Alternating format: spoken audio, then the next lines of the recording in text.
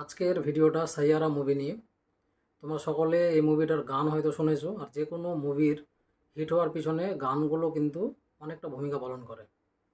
আর এই মুভির যদি স্টোরির কথা বলি, এতটা সুন্দর স্টোরিটা, যারা রোমান্টিক মুভি পছন্দ করো এই মুভিটা তাদের জন্য।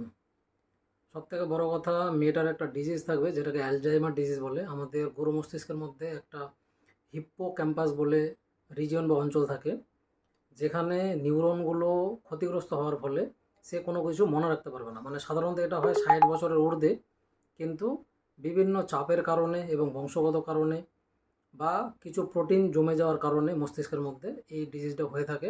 তো যাই হোক, আমি বইটার স্টোরিটা খুব ভালো।